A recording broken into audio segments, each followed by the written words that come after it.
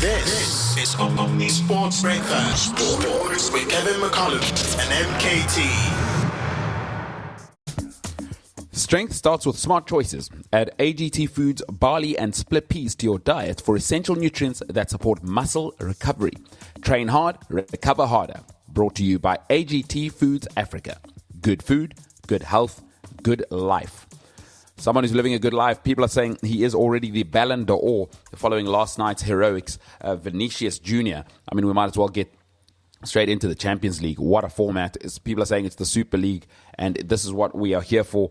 Real Madrid 2-0 down by half-time, but then Antonio Rudiger in the 60th minute started the comeback. Vinicius Jr. gets that hat-trick. Lucas Vazquez with the other goal, making it 5-2 for Real Madrid. Not sure if you had a chance to see this game. Kev, I caught the second half. Unbelievable. Yeah, no, I didn't watch it, but I have seen that the Dortmund manager is actually blaming himself for the loss. They went 2-0 up, and he decided to reinforce his defence instead of going for broke. And at half-time, Vinicius Jr. was talking about it. Carlo Ancelotti said to them, listen, it's not too bad. If we get the first goal after in the second half, that's when the fight back starts. And it did. And then Vinicius Jr. just took it to him. He said things were very quiet in the change room at half-time, but he took it to them, and did he ever? I mean, Ballon d'Or, easy pick. Easy pick indeed. Let's move over to Paris. Hakimi getting the equalizer there after Noah Lang had put PSV 1-0 up. 1-1 draw for PSG. I mean, they are struggling at the moment, but it is what it is. It's a mishmash of players there. Luis Enrique is fighting with just about everybody there. Obviously, Ousmane Dembele up to his old tricks of, that guy, a handful. Anyway, 1-1 PSG, PSV. It's 3 letters, 2 goals. Nobody's surprised. I think we can see PSG's unraveling slightly. And it kind of lets you know what a good job Thomas Tuchel and Carlo Ancelotti had done in the past, because this is not ideal. And I think I do think PSG, there's something about them which just they can't connect with that city of Paris, and that matters. And they just aren't going to be able to deliver this dream of the Champions League anytime soon. Yeah, more money than heart, to be quite honest with you. They don't have a soul. That it doesn't feel like a club. It doesn't feel like Liverpool. It doesn't even feel like a Manchester United. It just looks like a club that's soulless and is almost there for ego purposes. They're not there to play football. It doesn't look like it. It's a very good point. I think a lot of people look at Paris as obviously the sort of principality and the capital city, but what they forget is the real football clubs are like it's Marseille and Lyon. Those are your sort of legacy football clubs. PSG was for the last 40 years like who and people would argue Paris FC, which is obviously like the second club of Paris, is actually the real club of Paris, which has also just been taken over by billionaires. But that's a story for another time. But PSG aren't actually like a big club in France. Unless you're in Paris, because everybody knows that Marseille is the real deal, So this money has kind of created this facade, and I think they've got an imposter syndrome, and it's tough going, tough sledding. We'll see how that shakes out for PSG. You can get involved in the conversation if you'd like to have a word about PSG. Can they win the Champions League? 0788 77 16. Let's move over to a club which has won the Champions League, an iconic club. They beat Bologna 2-0 last night at Aston Villa, and manager Unai Emery has praised Jhon Duran for his performance.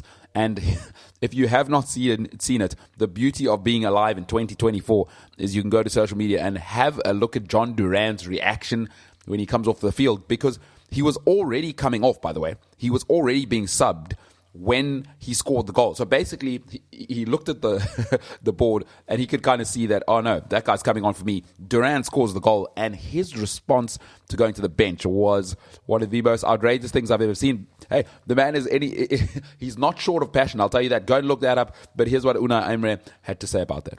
He played different moment, and of course, always is more difficult when you are starting the match and every player they are full energy or they are fresh.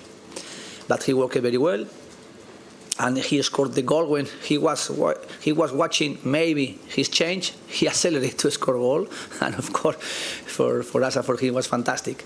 Do you have any issue with how he reacted to coming on? No. Of course, I am managing everything and the reaction of the players as well. but everything we are sending the message in the dressing room, respect our values, and try to be mature and responsible. Sometimes someone, because it's not only Jhon Duran, before as well, some players sometimes they are reacting a little bit. Is under our control or under my control, and of course is not irrelevant. You have a look at his reaction when he came off yesterday? I'm not sure if you had a chance to flick across to that Villa game. Actually, that was the game I watched, to be quite honest. There was a weird moment that just after John McGinn scored the opening goal, that the scoreboards in the corner apparently malfunctioned. And they came up, instead of 1-0, they came up with 3-0.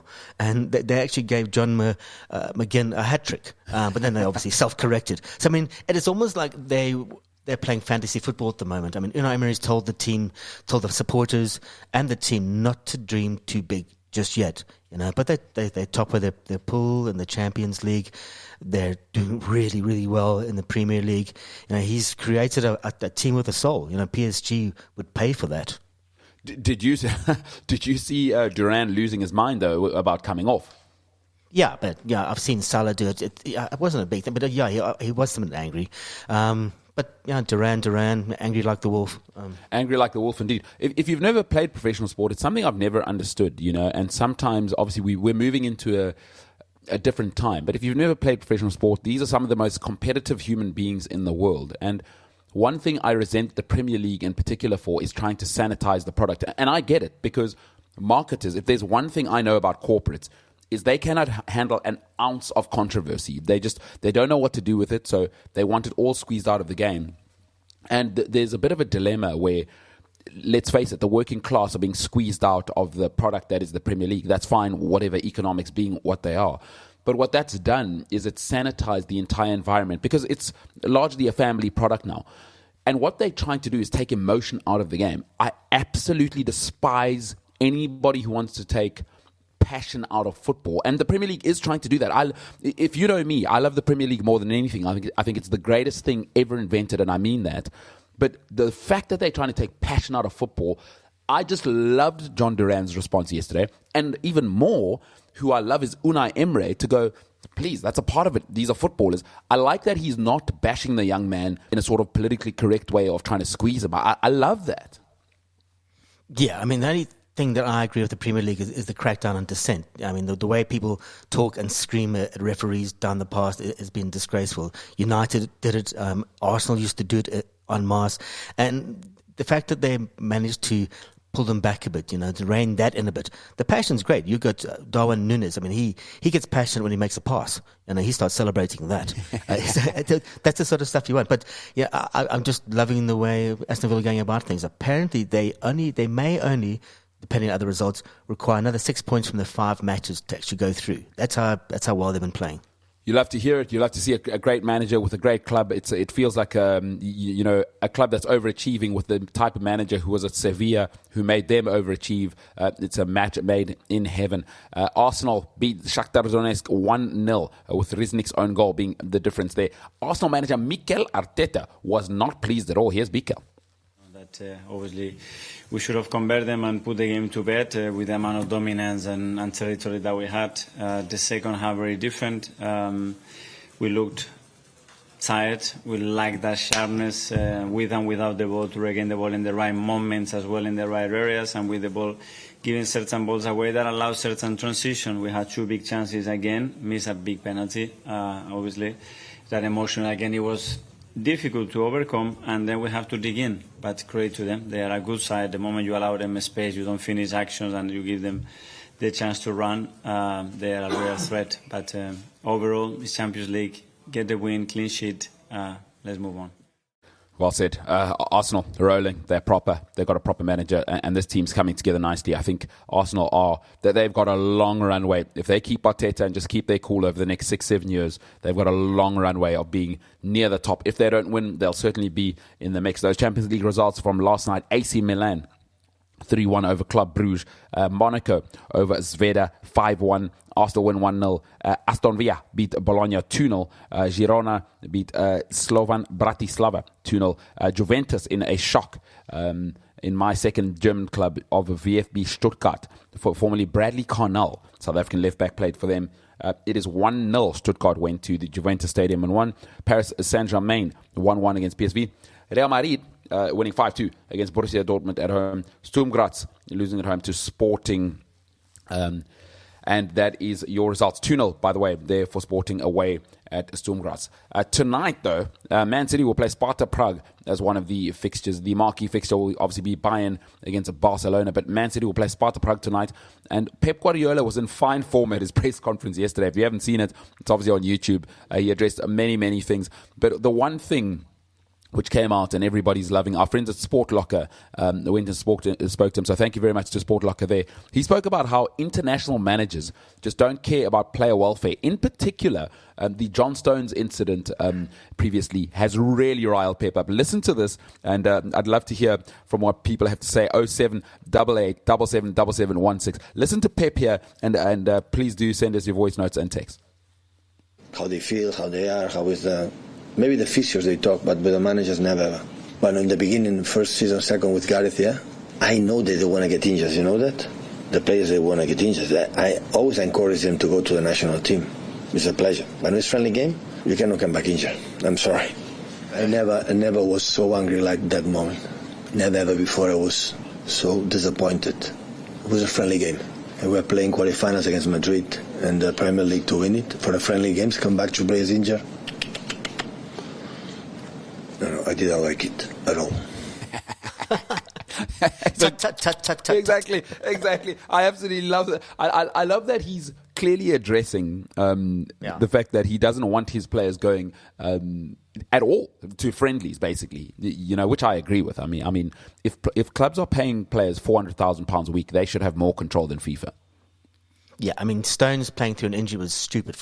He actually should have just come off. He should have just told Gareth Southgate, I can't play, because his importance to the team has been shown the last two games. I mean, he scored the late winner against Wolves, and then he's got the equaliser against Arsenal in the 2-2 draw. So he is important, and Pep Guardiola is probably very, very right. And it is the players. You know, they probably get a bit carried away when they play for the country, perhaps go a bit more than they should.